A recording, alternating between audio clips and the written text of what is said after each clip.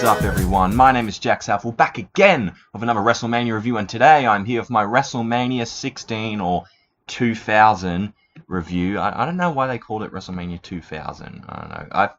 It seemed like around this time period, every major Hollywood movie or anything was naming themselves 2000 because, I don't know, it's the cool thing to go into the new millennium and make everything 2000. I don't know, it's weird. So, as for the show itself, yeah, it was okay. It was an okay show. I wouldn't say it's up to standards with some of the other WrestleManias, but it was an okay show. And obviously, the show that would come after this would be would just be better than probably all the others. But we're not here to talk about that one yet. We're here to talk about WrestleMania 2000. So this took place at the Arrowhead Pond in Anaheim, California, same place as WrestleMania 12. And Lillian Garcia sings the Star Spangled Banner and does a fantastic job. She would sing the America the Beautiful thing and stuff like that before a few WrestleManias actually. So yeah, she does a great job of it. So yeah, no complaints there. And of course, Jim Ross, Jerry the King Lawler are on commentary for this one. And we kick things off with a tag team match. The Godfather and DLo Brown with Ice-T wrapping them to the ring, which was kind of cool. And they took on the Big Boss Man and Bull Buchanan, which they basically looked like the Shield if they went through a midlife crisis. So Godfather and DLo were super over with the crowd. However, the Boss Man and Bull Buchanan got the win after Boss Man hit a sidewalk slam and Bull hit a leg dropped from the top rope. And a decent match to start the show. And then we get to the craziness, which was the Hardcore Championship Battle Royal, which contained Crash Holly, the champion, Taz, Viscera, the Mean Street Posse, Hardcore Holly, Kaientai, which was Funaki and Taka Michinoku, the Headbangers, and the APA. So the rules were a 15-minute time limit. The titles could change hands throughout that time, and whoever was the champion at the end of the time limit wins the match and keeps the championship.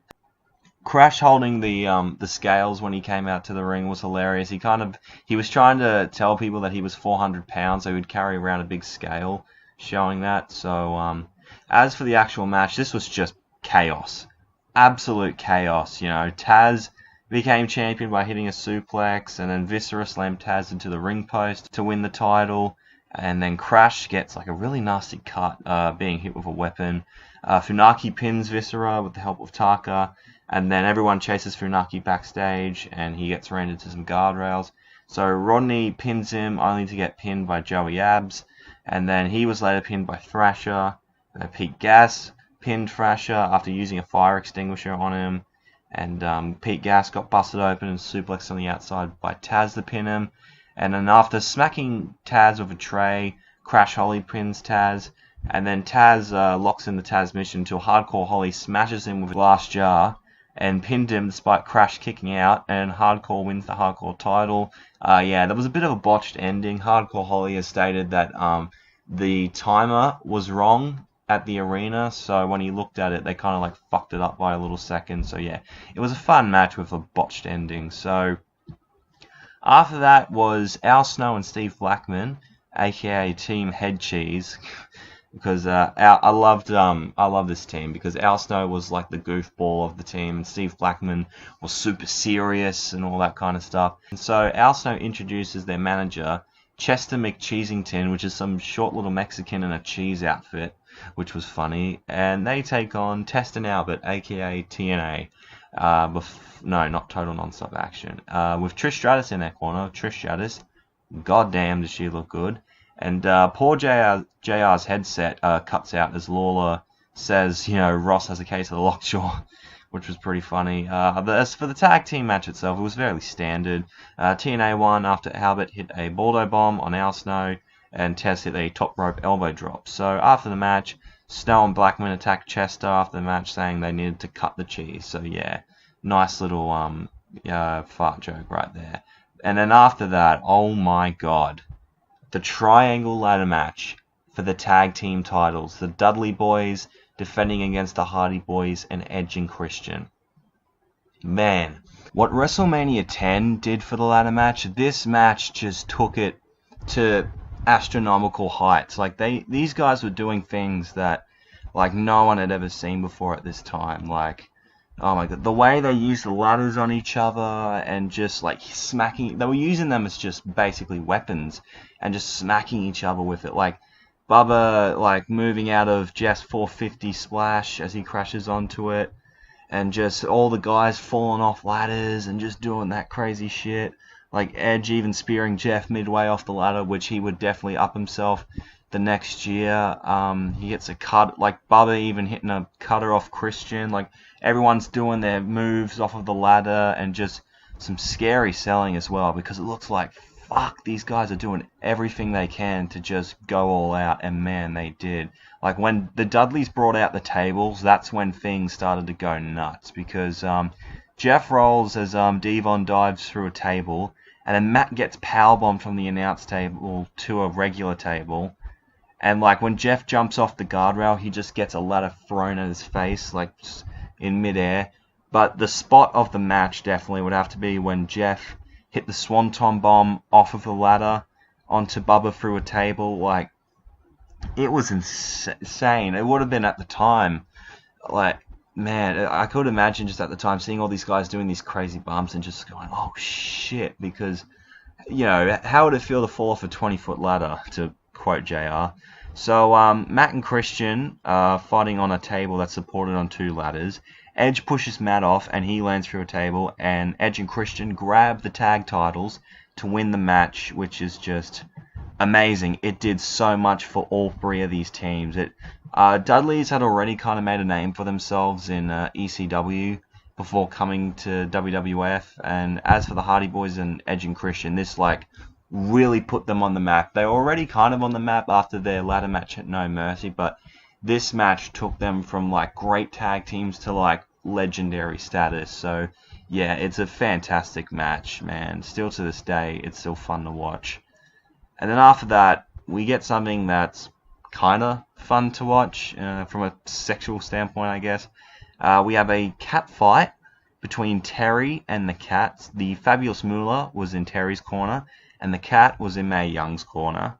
And the special guest referee was Val Venis. And this match is about as good as you can expect from a Terri and the Cat match. So, not that good. So Terri wins the match. I think the whole stipulation for this was you had to throw your opponent out of the ring to win. So, yeah, Terri won. The match was not good at all. It was pretty terrible, except for the outfits they were wearing. That was not terrible.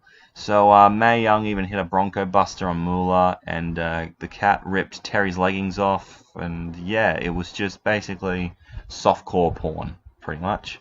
After that was a 6-person tag. It was the Radicalz, Eddie Guerrero, Dean Malenko, and Perry Saturn taking on Too Cool and Chyna. And so Eddie was trying to impress Chyna, was trying to like seduce her in some bits throughout the match, but she was just not going for it. She didn't want anything to do with Eddie, which would be funny because after this match she would eventually give in to Eddie and they'd have a relationship. So Scotty hit the worm on both Guerrero and another member of the Radicalz, I forgot.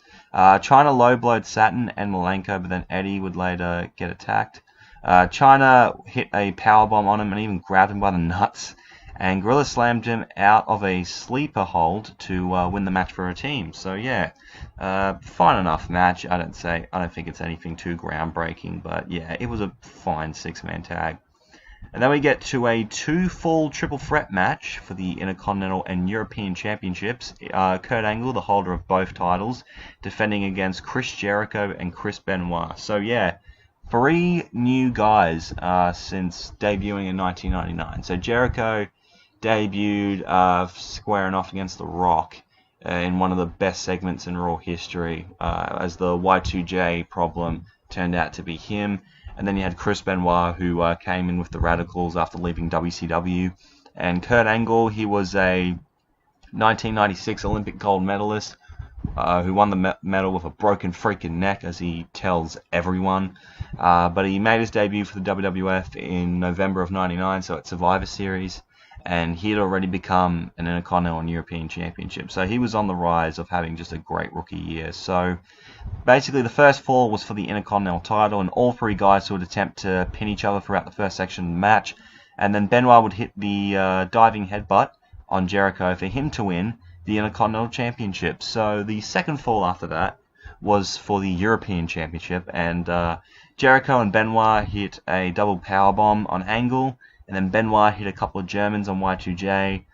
Benoit missed the diving headbutt as Jericho hit a lion salt to win the European title. So I actually kind of like the story of that. Kurt Angle, even like he was interviewed backstage, and he talked about how he was acting so cocky. This is when he was like the goofball type guy before he became like the intense wrestling machine. So Kurt Angle was he was just happy that he's got his Intercontinental title and European title, and how he's just claiming that he's, I'm the best, no one can beat me, that kind of stuff, and he loses both of the titles to the two other guys. So, and also as well, he didn't even get pinned. That's the embarrassing thing. He lost both of the titles and didn't even get pinned. So yeah, Kurt Angle didn't really have a great night that night. But as for Jericho and Benoit, I guess they did, because they won his championships from him. So after that, we had a tag team match, DX, which was X-Pac and Road Dogg with Terri in their corner, taking on Rikishi and Kane. So Kane had a bit of a problem with X-Pac. They used to be tag team partners, and he fell in love with this girl, Terri, at the time. But X-Pac basically turned on Kane, and alongside Terri, she went to date X-Pac, and that pissed Kane off. Fair enough. So yeah, the match was just another fairly standard tag team match. Kane and Rikishi won after Big Quiche hit a diamond cutter and Kane hit a tombstone to win the match. Then afterwards, the San Diego Chicken came into the ring, which at WrestleMania 15 turned out to be Pete Rose. So he's just staring at the chicken while Rikishi and Too Cool are dancing, because Too Cool came out to dance with Rikishi. And he's just staring at the chicken like, that's fucking Pete Rose, mate.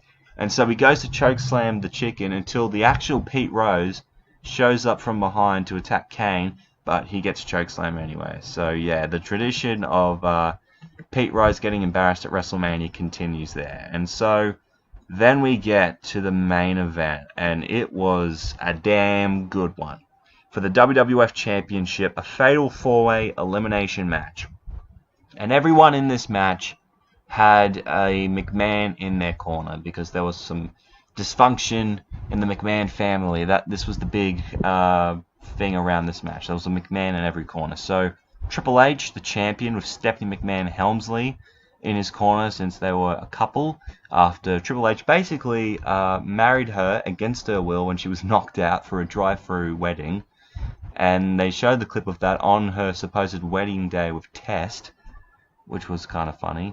And he's defending the title against The Rock with Vince McMahon in his corner, Big Show with Shane McMahon in his corner, and Mick Foley with Linda McMahon in his corner. So The Rock won the Royal Rumble, but lost it to the Big Show at No Way Out, but lost his WrestleMania opportunity to the Big Show at No Way Out, because there was some controversy about that The Rock's feet landed first before Big Show's when he was trying to get eliminated. But Triple H had beaten Mick Foley inside of Hell in a Cell. They had a really great rivalry at the start of the year.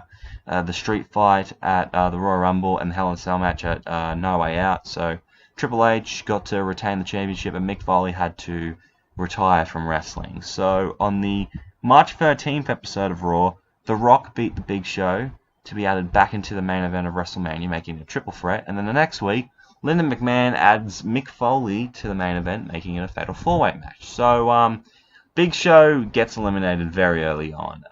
The other three guys go after him, and he gets smacked with a chair by Foley and then rock bottomed. And so Triple H tries to form an alliance with The Rock, but that doesn't end up happening. Instead, The Rock and Mick Foley, Rock and Sock connection, they had a bit of that midway through 99, so it was nice to see the Rock and Sock connection kind of reunite for this match. So, however, that wouldn't last long, because after The Rock accidentally hit Mick Foley in the head with a ring bell, they were meant to hit Triple H, but instead hit him. Triple H and Mick Foley had an alliance for a bit. I remember Triple H had The Rock on one of the announce tables, and Mick Foley was about to dive from the second rope to the announce table, but he completely missed, and his sternum just gets driven into the side of the announce table. So I couldn't imagine how much that hurt. So But Triple H ends up smacking him with a chair, pedigrees him twice, even once on the chair, to eliminate Mick Foley. So when Foley goes to walk backstage, but before he does, he runs back into the ring and hits Triple H with a 2x4 wrapped in barbed wire. So Rock goes to cover Triple H, but he kicks out in two, and basically these guys fight around the arena for a little bit. Even Triple H power drive the Rock on one of the other half of the steel steps, which that was a crazy spot. And so after Rock suplexes Triple H through another announce table, Shane runs in, even though he's not supposed to, and smacks Vince in the head with a monitor. He even gets cut. He gets a little cut on his head a little bit. And after being hit with a 2x4 wrapped in barbed wire, Rock then slingshots Triple H into Shane and hits a rock bottom on him. And so Shane goes to hit a steel chair on the Rock until Vince runs back. He grabs the chair from him and instead smacks Rock in the face with the steel chair and basically screws him out of the match as Triple H wins and retains the WWF title. So The Rock, being obviously pissed off that he got screwed over by the McMahons, they've all reunited except Linda. He gives everyone a rock bottom, even Stephanie McMahon, and even hits a people's elbow on her. So that's just a nice way to send the fans home happy. So as for the match itself, I thought it was really damn good. Really damn good main event. Very entertaining. Yeah, great high-paced action. Some pretty crazy spots in the match as well, especially like Mick Foley's complete miss of the announce table and just getting pile-driven into the steel steps. My God. But they told a pretty good story with the McMahons all finally coming together, as this was like their big master plan overall to make sure Triple H retains the championship. And yeah, eventually Triple H and The Rock would have a match at Backlash and have a great series of matches in 2000 where The Rock would come out on top in the end of the feud. So that was it for WrestleMania 2000. My match of the night, hands down, the triangle ladder match between Edge and Christian, the Hardys and the Dudleys. Put those three teams and ascended them to heights no tag team had ever seen in that long. So yeah, it just did so many things for those three teams. It definitely put them on the match as far as incredible tag teams and ladder matches go. So how am I going to rate the show? Give it a 6 out of 10. I feel like the show's a 6 out of 10. Fairly good WrestleMania. I don't think it's as bad as everyone builds it up to be. I don't think it's as great as some other WrestleManias we've seen, but overall, fun show. I had a fun time watching this show. So yeah, thank you guys for watching this video. I hope you have enjoyed. If you did, make sure to leave a like, comment down below your thoughts on WrestleMania 2000, and if you want to see more from me, hit that subscribe button. You'll be glad you did. Twitter and Instagram's at JackmanLaw51. If you want to check me out there, thank you so much for watching, and I'm out in 3, 2, 1.